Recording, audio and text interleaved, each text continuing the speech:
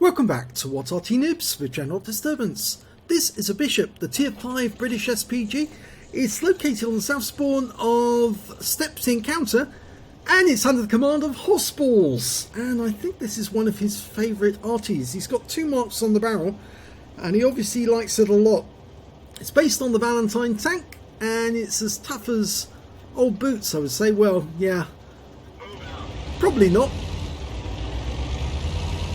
Now, like the Valentine, this is quite a slow arty, but it's actually quite an accurate one. It's normally got a 4.5 inch gun capable of 450 alpha and penetrating 28mm of armour with a 2.2 meters burst radius.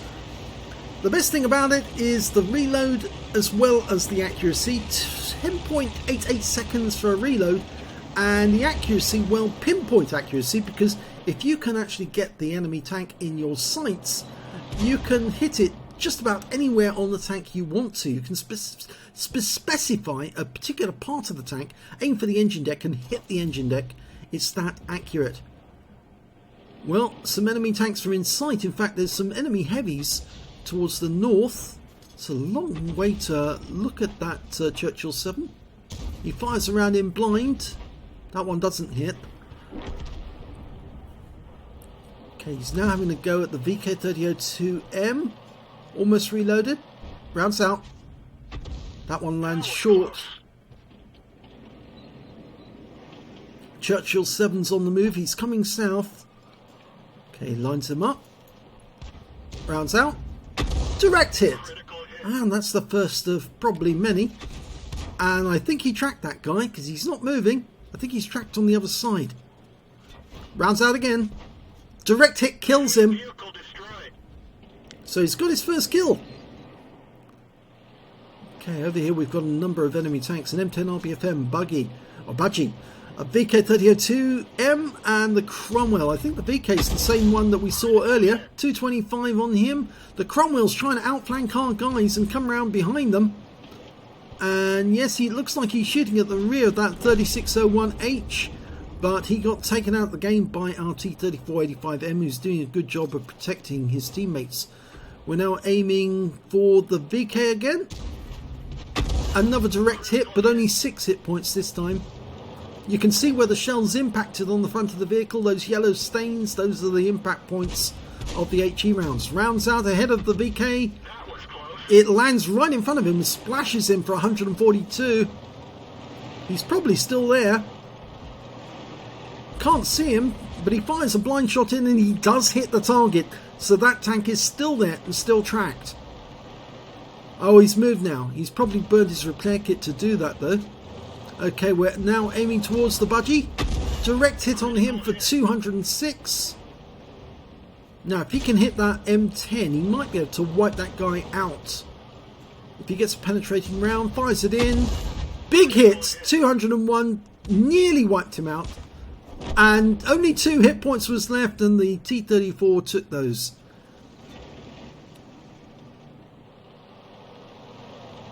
Can't get a shot on the Budgie, can't get a shot on the VK. But he can hit this VK3001H, who doesn't really seem to care. And he's now been tracked and badly wounded. He's burned his repair kit, and he's now dead. Yeah, he made a bit of a boo-boo there. Bit of a mistake. Okay, the VK3002M. Now, will he make the mistake of coming around that corner? I don't think so. Now, remember, this is an encounter battle, so it is all about the cap, really. And our guys are actually now trying to outflank these enemies, and they come up behind them. They've got the VK. Now trying to take out the KV-1 and the Budgie. Unfortunately, hossballs can't get a shot on those 2 guys, and he suddenly noticed there's a T67 over there shooting at our guys in the back. And the T67's killed our T3485M. We're 3 tanks up on the enemy, but they are still putting up a strong resistance. There goes the KV-1. So we're now aiming towards the enemy T67, who's still sticking around. Takes a direct hit, a penetrating shot for 437. If only that had been a high roll, I think that guy would have been out the game. He's got 33 hit points left. He fires one in just as the T-67 is departing, but he doesn't get the kill, but somebody else does, the 40 TP. Okay, now we've got enemy tanks coming in behind us because they've managed to come down the gap, and it looks like that Jackson's after our Arty. And that was a direct hit on the Jackson. I don't think he realises that the Su-122 and of course hossballs and his Bishop are not anywhere near that area. I think he was looking to try and get to a position where he could shoot down on the Arty or find the Arty. But yes, the enemy seems to be coming down the centre line, and this is bad news because it means that hossballs is now facing the enemy directly. And he's the next one in line, along with the Su-122A, who's not going to survive very long. He's been spotted. And a nice hit on the Striv. But the Su-122A is more than likely going to get wiped out. Yeah, he has been killed. hossballs still trying to defend himself. Another direct hit. Good shooting. He's going to be on the receiving end of an enemy shot very shortly. That Striv is very close, but he gets the kill shot. It's just that ridgeline in the way of the Striv seeing him. And we're capping near the cap at the moment, but our force is still making their way up the west side of the map. Now, what hossballs is doing at the moment, staying here, is, well, he's got the support of the VK, will spot for him at this moment, but we do know there's a Jackson up on the heights somewhere over there.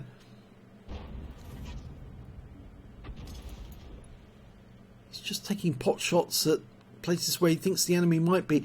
He's only got 18 rounds left though, so he hasn't got a huge amount of ammo, and he keeps pulling back after he shoots, and of course that means he can't see from a long way away what's actually going on, but he has this habit of what he does is he pulls back far enough so he can get this kind of situational awareness, so he's looking at his own vehicle and everything that's going on around it. But it's not helpful if you get a blind shot. You might not see it unless you spot the explosion, and the enemy have just killed all of our guys in the cap. And we're just too far away from the cap to actually fire into it. So he's going to have to motor if he's going to get towards the cap in time. And as he motors in this direction, he is going to be exposed to fire from that Jackson.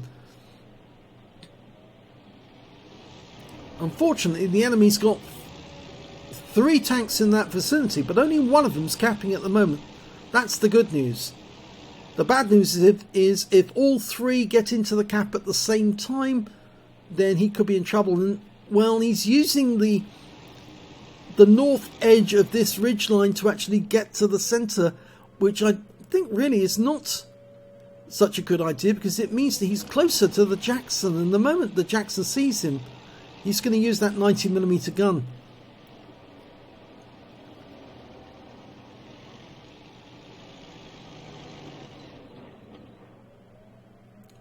Still too far away. You can see the reticule gets flattened as he tries to aim at it. There's the T-34-85 who's come out of the enemy cap area. Now he's close enough to hit. And there he goes. So the enemy have only got 3 left. Now there's the T-34-85M. We just lost the VK-3002M to the Jackson. He fires a shot at the T-34-85, gets a direct hit for 202, potential high caliber, but he is close to that Jackson, and well, he could be discovered at any moment. He gets a kill shot on the T-34-85M, but there's only 3 left on our team now. I have the feeling that it would have been better if hossballs had gone north directly from the position he was in before, and then turned and moved east from much further away, because he's just too close to that Jackson and too far away from the cap to be any influence. Well, they've killed the Valiant, but they haven't found the Jackson. I doubt the Jackson's there anymore. I think that Jackson would have pulled and possibly gone on the 0 line somewhere on the hill overlooking the cap area.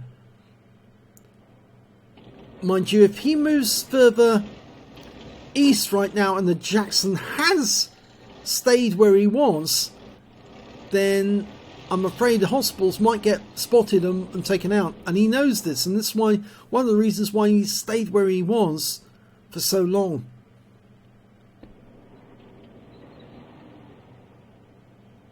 Probably would have been better if he'd actually headed north straight away.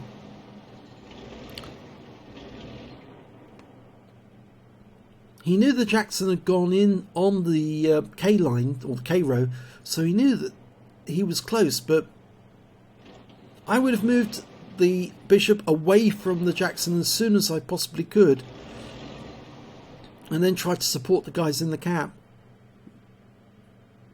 There's the Jackson. He's just too far away, and he's not going to be able to get close enough. He's moving, but we lose the 40 TP, and we're probably going to lose the Valiant as well, because that Jackson's got a 90mm gun.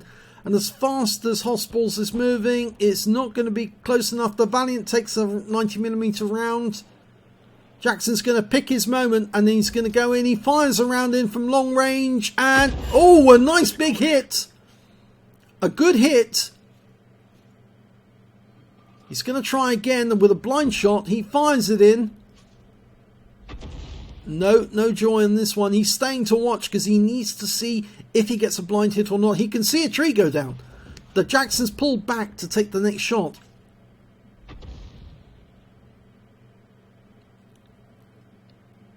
I think he's still moving at this moment. He needs to quickly check where he was. He's now decided he's going to go down into the dip. The Jackson could pull back and try and take him out before he goes after the Valiant. There's the Valiant. There's the Jackson. He fires a long-range shot in. It was very close to the Jackson. He did damage the tracks. Yeah, he's not staying to watch what happens to the shell though, so he doesn't know if he's getting hits.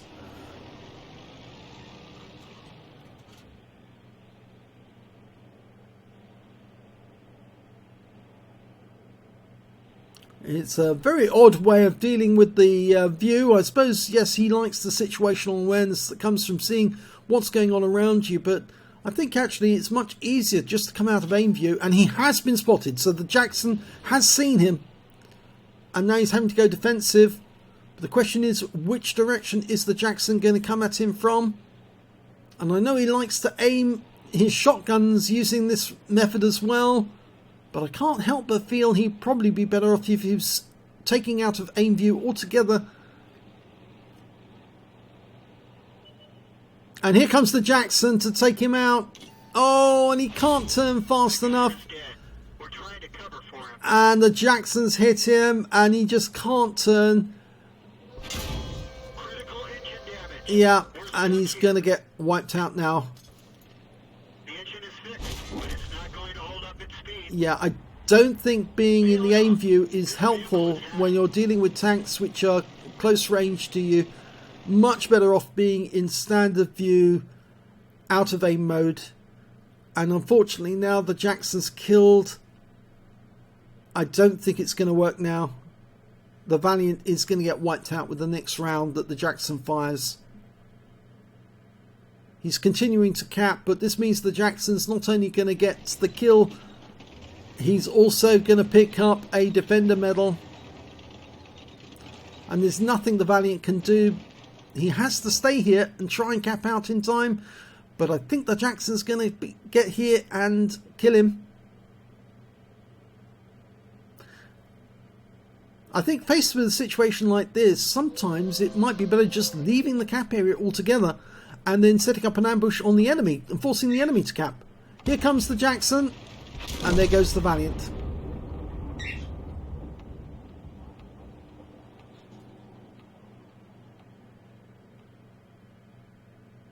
So, good try, but I'm afraid in this situation, probably would have been better if you'd gone north and then supported the tanks as they were coming into the cap. because then you might have been close enough to get shots on the Jackson when he first appeared. But yeah, going north would have helped as well, because it would have ensured that the Jackson couldn't see you whilst if he was still on the K row. Let's have a look at the end of battle stats. It's an ace tank of the hossballs in the Bishop, but I'm afraid it was a defeat. He managed to get a bruiser medal for getting at least 5 critical hits. He got 21, and he did get the high caliber for dealing the most damage in the game. And his win rate for the battle was 10,916, but I'm afraid, yes, it was a loss, because the Jackson found him and took him out of the game. I think that first shot that hit the Jackson made him think, yeah, I've got to get rid of the Arty first. I cannot deal with the Valiant whilst the Arty's still continuing to fire rounds in. And so it was easier for him to just pull away from the action with the Valiant, take out hossballs and win the game. Let's have a look at the scores. 3,322 hit points of damage by hossballs is a very good damage score. The next highest scorer was the Jackson, who managed to get a defender and 1,874 hit points. And after that, it was the T-3485M on the enemy team with 1,719. I'm afraid nobody on hossballs' team could really match up to hossballs, because they were all fairly low on damage. When it came to kills, it was the Jackson did the best with 5 kills. He killed 1/3 of the hossballs' team. 4 kills to the T-3485M and 3 kills to hossballs. The T-34 on his team, who also managed to get a Piscucci's, and then 2 kills to the T-34 and T-3485 on the enemy team, and the 40 TP on his own team. When it came to base XP, it was the enemy team. It was 958 for the Jackson, 749 for the T-3485, and 703 for the T-3485M. Well, hossballs managed 647, which is still a very good score, base XP wise. He fired 29 rounds, got 16 direct hits, 2 penetration, 22 splash. Damage of 3,322 hit points, of which 871 were at more than 300 meters. He did receive 3 hits. All 3 were penetrations. All 3 came from the Jackson, I'm afraid. And 9 enemy vehicles were damaged, 3 were killed, and 2 hit points of damage assistance was caused in the game. I think that was the shot he fired at the M10 RBFM, who left him on just 2 hit points, and then somebody else took him out immediately afterwards. On a free-to-play account, he earned 29,215 credits, got 3,024 for Courageous Resistance, total 32,239 credits. And after repair and ammunition resupply, he still made a profit of 22,853 credits. He got 647 base XP, 361 for Courageous Resistance, and took away 1,008 experience points altogether. But I'm afraid, yes, it was a loss. I can't but help feel that had he actually followed the rest of his team and gone round the northern route, it would have taken him away from the Jackson. He might have missed out on the kill on that Striv M42. The SU-122A on his team was going to get killed anyway, but he might have followed hossballs if he saw that hossballs was going off after his or following his teammates, and that might have saved his life as well. But I think in the end, the fact that that Jackson could disengage and come after hossballs made it certain that there was no chance that they were going to win this game. Unfortunately, in the end, his team were not that good. And despite the fact that they killed all the enemy heavies over on the west side of the map and chased them around the map until they reached the cap area, that Jackson player was just too good, and he took out the rest of the team. So, well done to him. If you enjoyed that replay, please give this video a like and do subscribe to our channel. And thanks for watching.